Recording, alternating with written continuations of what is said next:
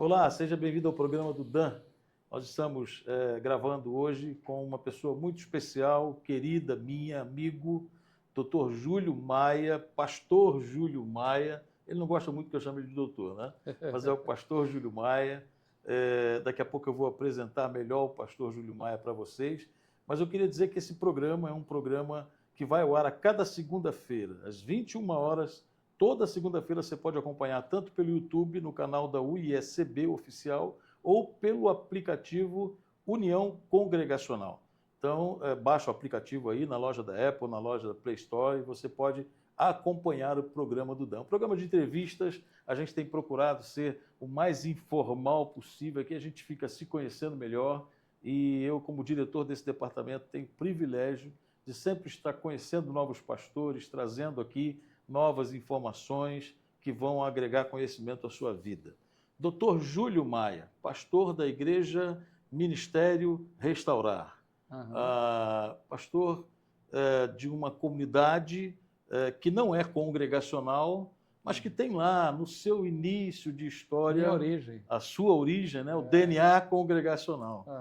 Fala um pouco mais de quem é doutor, pastor Júlio Maia, esposa da Denise, pai de 4 filhos. Daniele, Daniel, Juliana e Jones. Espera aí que eu já vou te cortar. Daniele eu conheço, né? Uma pessoa muito especial para a nossa família. Quero mandar aqui parabéns para ela. Já sei que hoje é o aniversário dela.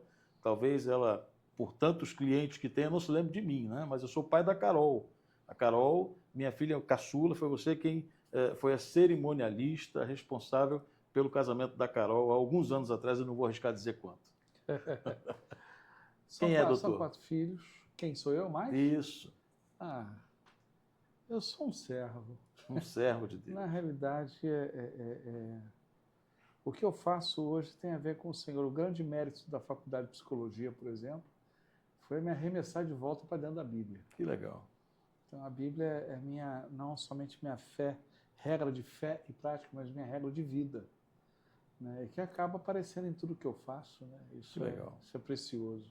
Amém. O consultor relacional, o que ele faz? Qual é a função deste profissional? Quando você fala que você é psicólogo, você tem um código de norma de ética que você tem que atuar conforme aquele código de ética, e algumas atividades que eu faço, ao psicólogo é vedado. Então, eu tenho a formação em psicologia, tenho a formação em coaching. Então, isso permite que eu use conhecimento de psicologia, de coaching, para ajudar pessoas. Eu tenho uma área que eu faço que é família, casamento, né? E a outra área eu ajudo a líderes cristãos. Eu tenho 2 grupos de mentoria com pastores, dou mentoria para algumas empresas familiares. Então, isso amplia um pouco o meu leque de atuação e não ofende o código de ética da profissão original, que era psicólogo. Como consultor relacional, eu sou você aberto, pode atuar em áreas que, como psicólogo, lhe seria vedado. Seria vedado. Certo. Agora, eu não desrespeito o código de ética. Lógico. Agora, a maioria dessa clientela que você construiu com o tempo são pastores ou não? Você atende muitos pastores? No início não, porque as pessoas tinham preconceito, uma ideia preconcebida. Logo, eu fundei a primeira igreja, inclusive do pai do moço aqui do Jailton, há 42 anos atrás, no aniversário de 14 anos. Eu já entrevistei o pastor Jailton aqui, nesse programa. Ah, tá. Ele há 42 anos, que eu era um adolescente quando começamos o trabalho lá. Mas psicólogo há 36. E no início eu ficava meio perdido, porque para o meio científico eu era crente demais, para o meio evangélico eu era psicólogo demais. Crente meia boca, né? Então eu não tinha a minha turma. Aí eu fui encontrando o meu espaço, o CPPC na época, Corpo de Psicólogos Psiquiatras Cristãos, na figura do Fábio Damasceno e Glaucio Medeiros, me levaram a uma reunião com um psiquiatra argentino chamado Carlos Hernandes, que ele estava lançando um livro aqui no Brasil, O Lugar do Sagrado na Terapia. E aquilo, eu cheguei a ter taquicardia, de tanta euforia, porque ele falou tudo aquilo que eu queria viver, misturando a Bíblia com a psicologia. Foi um marco, então, dali para frente. Foi um marco. Aí eu consegui fazer meu modo de atuar. Que benção. Entendeu?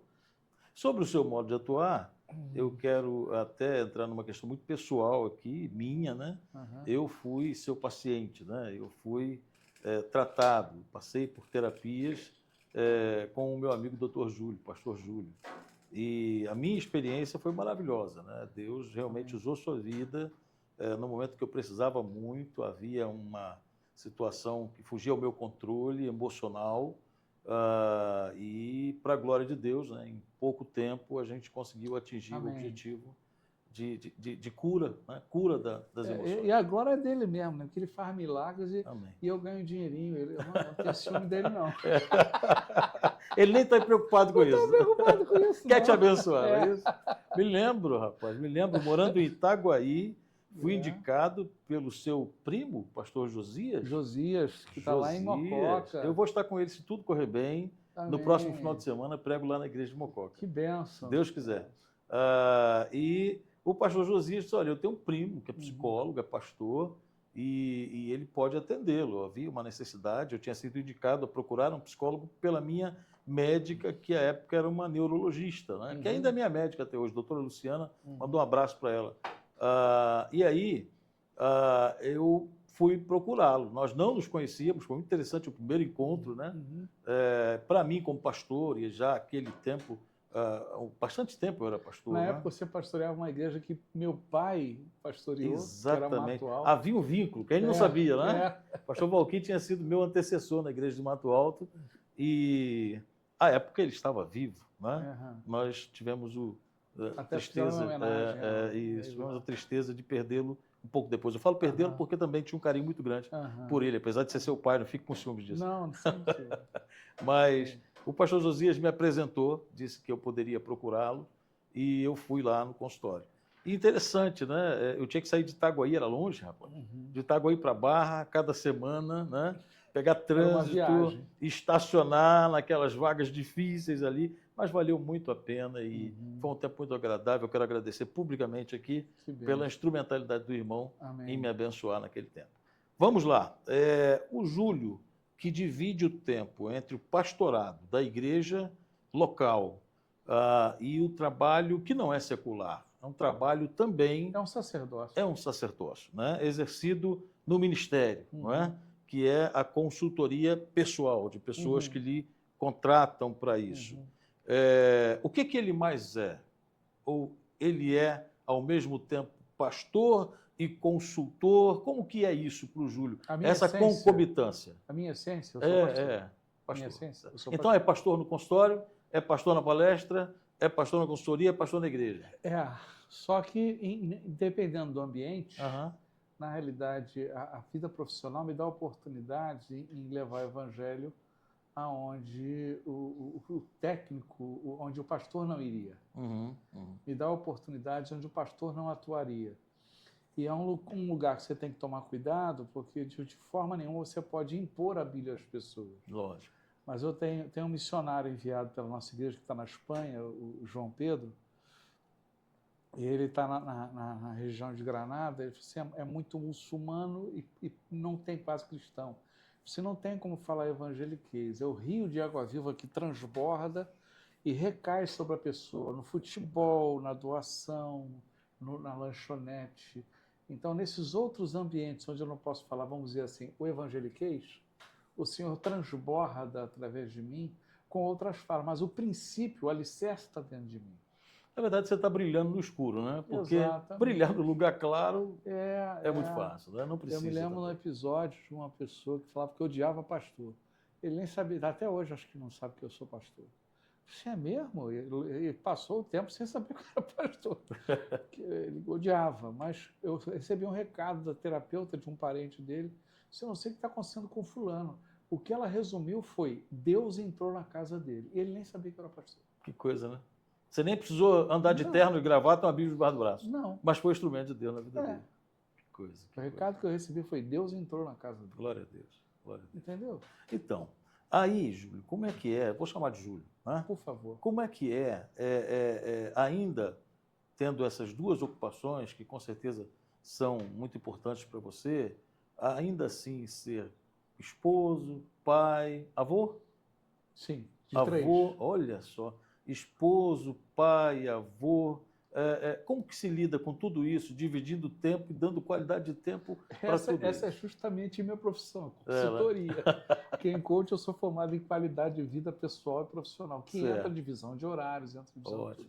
A questão é prioridade. Primeiro, eu entendi na minha vida, e não quero desconstruir nenhuma ideia teológica, que Deus não pode ser o primeiro lugar em nossa vida. Porque no primeiro escorregar na casca de banana e primeira revolta do coração, Deus já cai para quinto.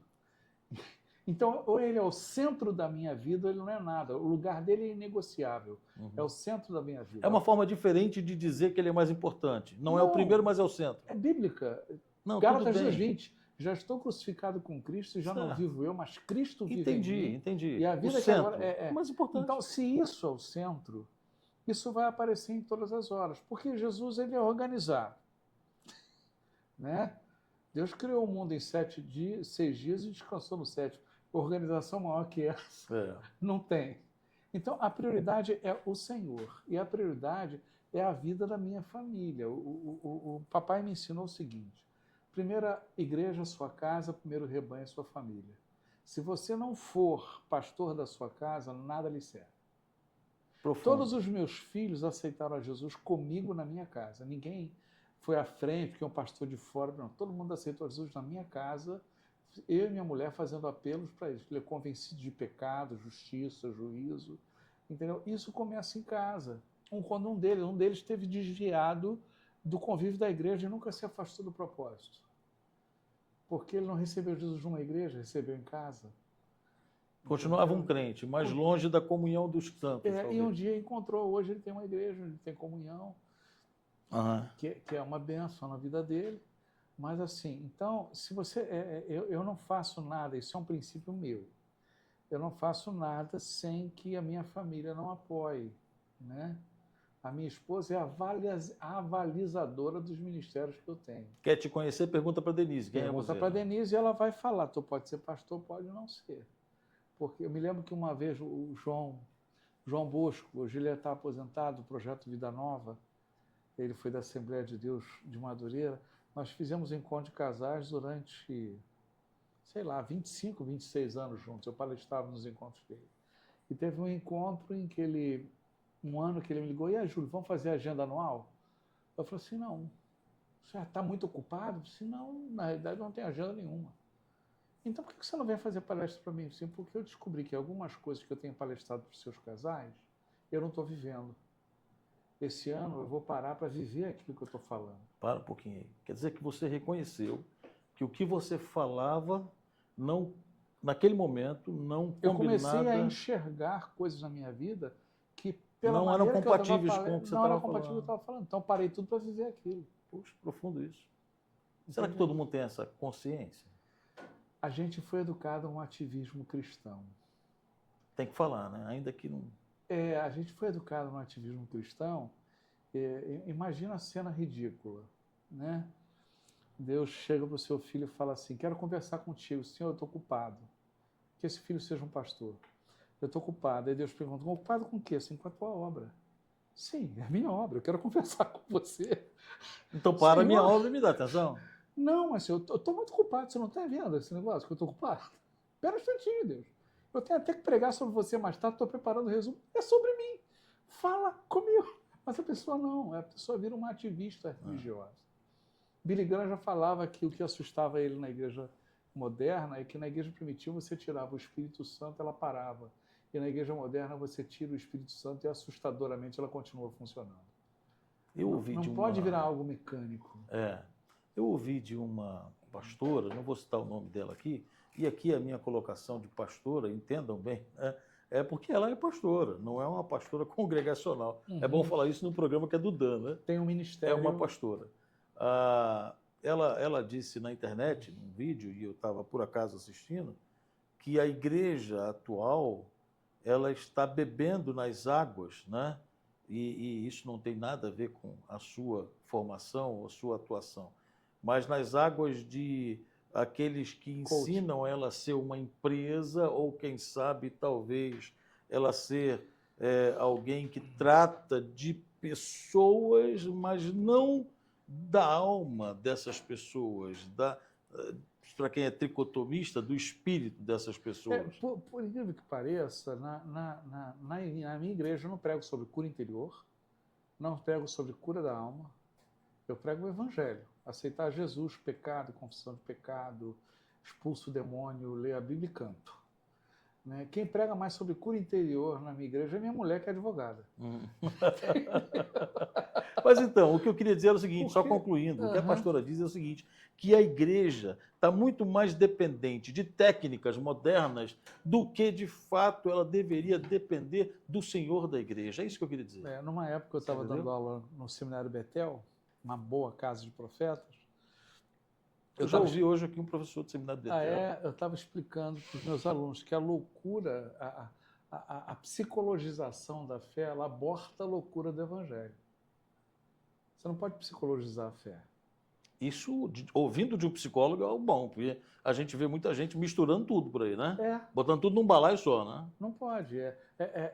Paulo fala que todo conhecimento que ele tinha, ele transformou em esterco. Aí a gente acha que Paulo jogou fora. Paulo veio de um povo que era pastor e de plantio. Para ele, o esterco era muito importante. Uhum. No contexto dele, o esterco tem outro valor. O esterco tem outro valor. É verdade. Então ele pegava todo aquele conhecimento e adubava aquela planta e semente principal que ele recebia, que era o Senhor. Profundo. Mas o esterco tinha o seu papel. Profundo. De adubar aquilo que entendeu?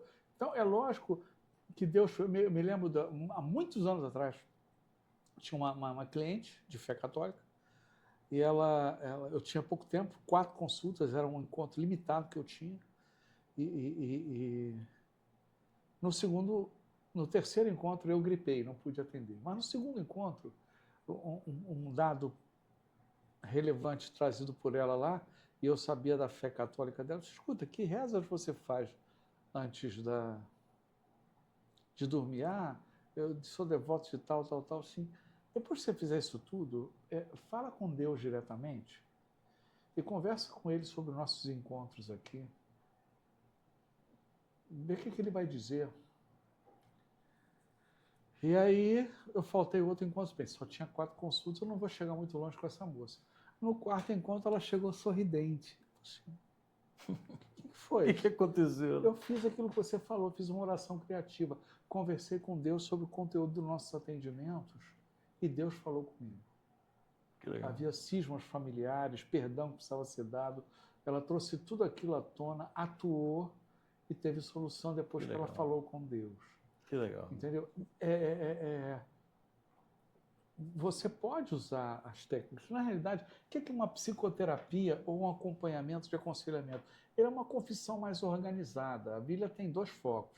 Se você quer perdão, você vai a Deus. 1 João 9. Se confessarmos os nossos pecados, Ele é fiel e justo para nos perdoar. Está ali. Mas se você quer cura, você tem que ir ao irmão. Uhum. Confessar as vossas culpas uns aos outros e orar uns pelos outros para serem curados. O que é um processo terapêutico, um aconselhamento, do que uma confissão mais organizada? De alguém que foi treinado para puxar de você coisas que você não consegue falar. E daí elas saem e te deixam livre, né? Leve. E se a pessoa tem um encontro com Deus, ela vai levar essa confissão para Deus. E aí a cura completa acontece. Que bênção, né? Que bênção. Júlio, e como é que é lidar com pastores que estão vivendo o drama de precisarem abrir o coração para um outro colega que é pastor, mas que também é psicólogo? Eu me lembro do meu caso.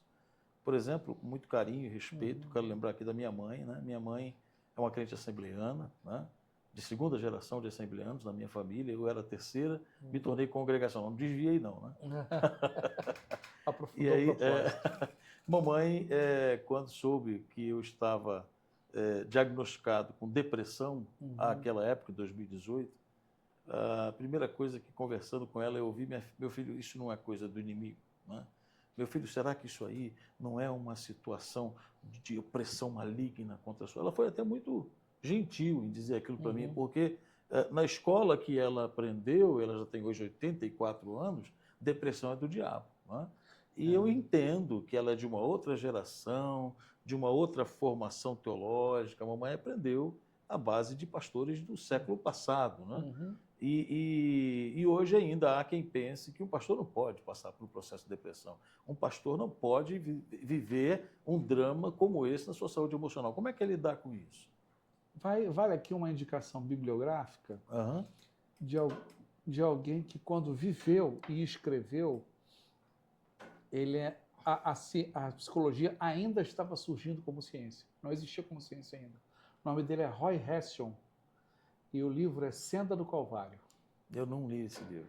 É um livreto, eu chamaria ele de um livreto de cabeceira, porque é um livro que você sempre, quando lê, ele vai te acrescentar alguma coisa. Uhum. Ele é alemão e você vê frases ali de profunda cura da alma, só que a psicologia não existia como ciência naquela época. Entendeu? Ele era um autodidata, então? Não, ele era bíblico. Uhum. A Bíblia, a palavra sotero, ela não quer dizer só salvação, ela também quer dizer cura, resgate e cura. A verdadeira salvação te leva para a cura. E a verdadeira cura precisa te levar à salvação. Uhum. Senão a verdadeira cura não aconteceu. Entendeu? Então, o que acontece? Os milagres de Jesus sempre terminavam com salvação, né? Não é um preconceito só cristão, tá? É um preconceito social também, tá? De não procurar ajuda, de não procurar... Principalmente nos homens. O homem, para pedir ajuda, antes do Google Maps e do Waze, para o homem perguntar caminho, não, eu sei o caminho, eu lembro... Já fiquei muito perdido. Reza a lenda que é por isso que aqui é um óvulo para 100 milhões de esperma. 99 erram o caminho, só um acha o caminho. Boa essa. Né? Mas, assim, primeiro, é uma autoexigência de ser perfeito. Você não é o Messias, você é servo dele. Então, pastores, agora a gente está voltando para a pastores. pergunta. Ou seja, Você pastores precisam entender que eles são humanos. E as pessoas também precisam entender isso. Uma vez aconselhando eu tenho 2 grupos de mentoria pastoral, um só com homens, Clube do Bolinha, outros que tem mulheres também, de liderança. Aí eu aconselhando um deles uma vez, eu falei assim, escuta, te enganaram na igreja, hein? Isso o quê? Que você faria a tua mulher totalmente feliz o tempo todo. Não, mas eu tenho que entregar isso. Cara, a minha mulher às vezes chora por minha causa. Às vezes sou motivo das lágrimas dela. Quando minha mulher sorri por causa de um filho ou de um neto, eu falo, Deus, muito obrigado, Senhor, tu me deixa rir para minha mulher rir. Porque é uma obrigação de você ser perfeito. Ela briga com você quando ela ouve você falando essas coisas dela? Assim? Denise, quando assiste na TV, ela briga contigo? Eu não posso contar os episódios, eu só posso fazer a historinha. Tá legal. Os episódios eu não posso contar, tá não. Bom. Mas o que acontece? Você não é perfeito, entendeu?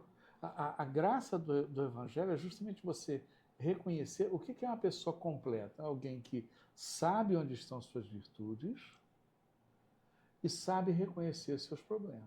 É o que Paulo diz lá em Romanos 12, verso 3. Rogo-vos pela graça que me foi concedida, que ninguém pense de si além do que deve pensar, mas pense com equilíbrio na medida da fé que Deus lhe concedeu. Baixa a bola, né? Baixa a bola. Você, nem de mais, nem de menos. Não se ache menos, mas também não se ache mais. É dentro do equilíbrio. E você pode ir melhorando, não há nenhum problema. Então, em suma, pastores são seres humanos, precisam de cuidados e, às vezes, esses cuidados que eles precisam são por problemas acumulados dentro do próprio ministério. Foi o meu caso. Sim. A época que eu procurei ajuda, o gatilho, e agora eu estou falando com o meu psicólogo de 2018, né? O gatilho era algo que tinha surgido dentro do meu ambiente eclesiástico, ministerial. Né? Por isso que Paulo fala, trata os mais velhos como a paz, os mais jovens como irmãos, os mais velhos como mães, porque a igreja ela tem essa pegada de família. Eu tenho atendido muitas pessoas, aliás, eu tenho ovelhas que não se recusam a ir à igreja. Tem pessoas que até mandam dízimo pela internet e conversam comigo, mas falam em igreja, chega a dar urticária, porque foram muito feridos no convívio da igreja. Que coisa, amam a Deus profundamente. E a igreja era para ser um hospital, não é? É uma maternidade. Não é? Para fazer nascer novas pessoas. Pois é, mas... E cuidar delas. Né? Jesus disse que ele não veio para os sãos não precisam de médico. Isso quer dizer que os que precisam de médico deveriam se sentir muito bem acolhidos, né? No ambiente da igreja, onde deve haver cura. Não é? Parece um paradoxo isso, né? Alguém doente que não quer ir ao hospital. Em Gálatas, acho que Gálatas 6, fala assim, quando vocês virem alguém em pecado, repreende-o, mas com mansidão, sabendo que vocês estão sujeitos às mesmas práticas. Isso é ótimo. Né? Eu uso esse verso e eu quero pegar esse gancho aqui, enquanto diretor de um departamento que cuida de pastores na denominação. Então, a gente tem mais de 800 pastores nesse quadro. E lidar com isso é lidar com o pastoreio de pastores, é lidar com a humanização, não é? Do departamento, que é cuidar das necessidades humanas de cada pastor, é lidar também com a disciplina. Né? E quando a gente vai lidar com a disciplina, a gente está tratando igual. Né? A gente não está tratando alguém que não faz parte da mesma comunidade que nós estamos. Então, toda vez que eu tenho que lidar como corregedor, num caso de denúncia contra um colega, a primeira coisa que eu digo a ele é isso: meu irmão, aquele que pensa que está de pé, cuide para não cair. Eu aprendi isso com o Senhor, sabe? Então, hoje é você, mas não estou livre eu de um dia ter que estar desse lado da mesa, ouvindo uma reprimenda, um aconselhamento, né, um trabalho feito pastoralmente para resgatar alguém que está num momento difícil. Então, eu sempre uso esse verso, sabe? Repreender tem que ser com amor. E a nível de cuidado pastoral, entrando por esse viés, o cuidado preventivo é bem-vindo. Muita coisa pode ser evitada, né? Evitada. Porque o custo depois é muito caro. Não é? Evitado. Nós vivemos um mundo muito fofoqueiro, né? Aí um dos pastores que eu mentorei mandou um vídeo de um pastor que foi pego em pecado, mas era um pastor que tinha uma característica nas redes sociais de perseguir outras igrejas e outros pastores. Eu vi isso está na mídia. E aí eu não fiquei muito... Tá na mídia, por isso que eu estou falando. Não, isso é de domínio público. Eu fiquei curioso para saber o início. Eu não quis saber muito sobre ele, eu não quis... parece que tem uns abutres que adoram carniça, né? Então, aí eu consegui o vídeo da pessoa que se envolveu. E a coisa começou com ligações fortuitas que não foram monitoradas. Não havia um líder que o mentoreasse e falasse: não é bom você ter contato com essa pessoa sendo um homem. O preventivo não foi feito. A coisa não começou grande, ela começa pequena. Conversei sobre isso num programa que nós gravamos aqui, programa do Dan, com outro entrevistado, e eu estava dizendo sobre isso, né? A questão da ética. Né? Eu aprendi desde o início do Ministério Pastoral que gabinete pastoral tem que ter porta de vidro, né? Tem que ser transparente, né?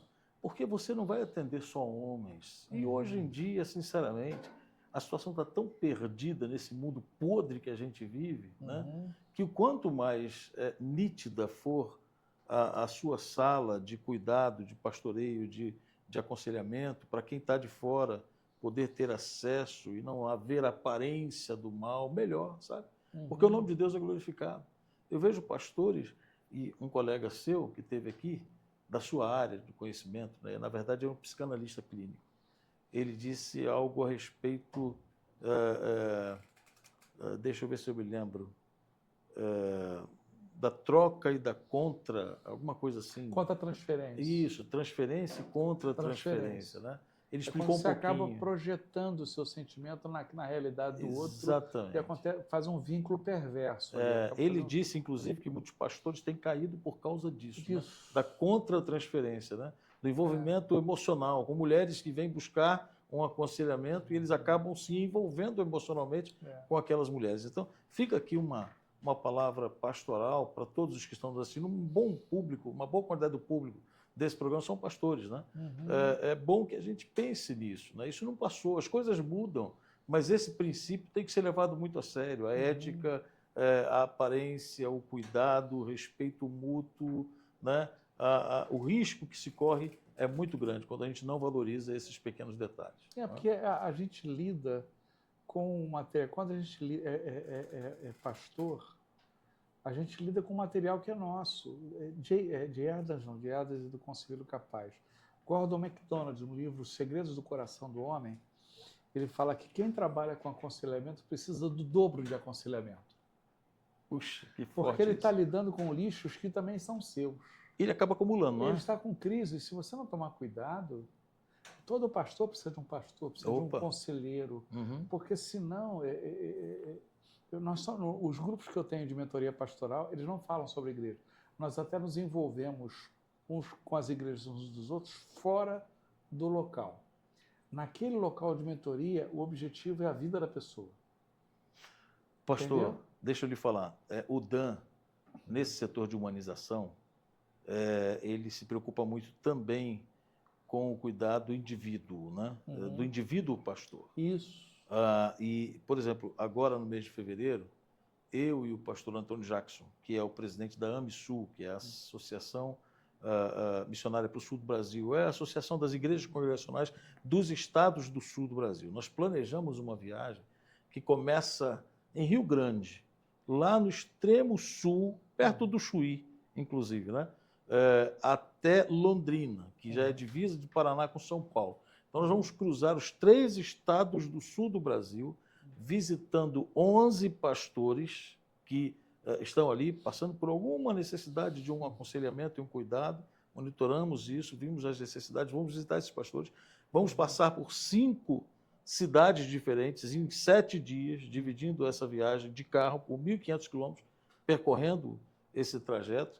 Começamos lá no Rio Grande do Sul, passamos por Santa Catarina, terminamos no Paraná. E a ideia é a seguinte: toda a agenda feita com pastores. Então eu entro em contato com o pastor antes, tal dia eu estou na sua casa. Eu chego lá, o meu voo chega no dia 19 em Pelotas, aí no dia 20 eu tenho encontro com o primeiro pastor em Rio Grande, depois eu venho. Então está toda a agenda feita. Não vou encontrar a igreja. Né? Mas a União de Igrejas vai nos visitar no Sul. A gente não vamos falar com a igreja. Nós vamos encontrar a família pastoral, vamos ter um jantar juntos, um bate-papo, uma conversa, né? Uma troca de conhecimentos, de apoio mútuo, e depois a gente vai embora. Então, a ideia é essa. Cabe falar que eu estive na igreja congregacional até 94. Em 95 eu migrei para outra denominação. E em 2001 eu entrei em crise. Eu entrei em crise e eu fui para uma igreja maior dentro dessa denominação. Lá minha mulher era famosa, meus filhos eram famosos, eu era um ilustre desconhecido. E eu passei 4 anos pastoreando a mim. A mim. Porque, assim, eu parei de olhar para mim para olhar para os outros. Então, quando eu comecei a cuidar de mim, eu vou entrar numa seara aqui que não... Longe de mim qualquer interpretação teológica, eu estou na sua casa, não na minha. Imagina. Mas eu me lembro quando eu entreguei todos os meus cargos, e carro também, porque eu tinha 4 anos de pastor de tempo integral, que eu fui só durante 4 anos na minha vida, e aí eu estava indo para a Barra para entregar os cargos, já sem carro, porque eu tinha vendido o meu carro para transformar em 5 meses de salário, para poder sobreviver até remontar consultórios. E estava olhando para o Joá e Deus falou no meu coração. E a intuição da voz do Senhor é o seguinte: agora você vai ter que ler a Bíblia só por causa do nosso relacionamento. Não agora tem que pregar mais você para vai ninguém. ter que orar por nossa causa. Não tem plateia. Não tem plateia. Então, isso se tornou algo muito precioso para mim. Porque a intimidade com Deus, aliás, o temor do Senhor, é o princípio da sabedoria. Aí você bota a sabedoria que você quiser. Relacionamento, financeiro, ministerial. É o princípio de tudo. É o princípio de tudo. E você coloca nele, e aí foi a minha recuperação como homem, para depois entender que sem eu ser esse homem, eu não vou ser pastor. Sem eu ser esse homem, eu não vou exercer a profissão que eu tenho, que também é um sacerdócio. Eu tenho que corrigir a mim como pessoa, eu tenho que conhecer a mim, eu tenho que cuidar de mim. Se eu não for o primeiro, é o que a Bíblia fala lá em Atos, capítulo 20, quando Paulo está se despedindo dos Presbíteros de Éfeso. presbíteros, ele fala assim, cuidai de vós mesmos E do rebanho. e do rebanho. Sobre o qual o é, Senhor vos mas constituiu primeiro de vós de vós. mesmos. Sabe o que eu lembro, pastor? Eu lembro daquela orientação da comissária de bordo. Já percebeu quando você Primeiro entra num salve. voo? Exatamente. Primeiro coloque a máscara, máscaras vão cair. Aham. Primeiro coloque em você, para depois colocar numa No criança, numa pessoa incapaz. Exato. Senão você não consegue. Ama o teu próximo como a ti mesmo. Se você não se amar direitinho, amar ao próximo vai vir meio torto. É verdade. Por isso que a Bíblia fala lá no texto mais... Nós temos um manual que agora que eu estou transformando em livro, chamado Cuidando de Quem Cuida, que eu uso, é baseado em Mateus 7, de 1 a 6. E nós Vai lançar quando esse livro? O manual eu já uso nos grupos de mentoria. Agora eu estou estendendo capítulos para transformar ele num livro. Que legal. E aí, o Senhor nunca proibiu da gente julgar. Ele, cuidado com a medida que você julgar, porque a medida que você vai ser julgado vai também. ser medido por ela também. Uhum. Como consertar a medida? Você quer confrontar o seu irmão? Tira primeiro a trave do teu olho. Então verás perfeitamente para tirar o argueiro do olho do teu irmão. O estímulo de Jesus é o relacionamento. Deus quer que nos relacionemos. Deus quer que confrontemos uns aos outros, que ajudemos uns aos outros. E às vezes isso é tido como julgamento, mas não é, né? Não é, não, mas passa a ser um julgamento patológico, vamos dizer assim, quando você não tira a trave do seu olho. Aí é doença, né? Isso me lembra aquela historinha do pastor inglês que foi pregar na Alemanha, uma comunhão lá, e voltou na Inglaterra, assim, irmãos, o povo lá é uma benção, acolhedor, mas depois do culto, haja cevada, hein? Os irmãos bebem, misericórdia, irmão. Beberam tanto que eu cheguei a ficar escandalizado. Para os irmãos terem ideia de como eu fiquei escandalizado, o cachimbo quase que cai da boca. Que coisa, o cara voava um cachimbo e estava olhando os caras que me viam. Cultura, né? Você tira primeiro atrás do teu olho, para depois tirar o argueiro do olho. Boa essa, você boa, não boa. pode. Você tem que corrigir a sua vida. Ô, Júlio, isso aqui é conversa para 2 horas, 2 dias, sei lá, e a gente está chegando no final. Olha que pena, né? Que pena. Mas olha, eu quero dizer que para mim está sendo uma honra, não foi não, porque não acabou ainda.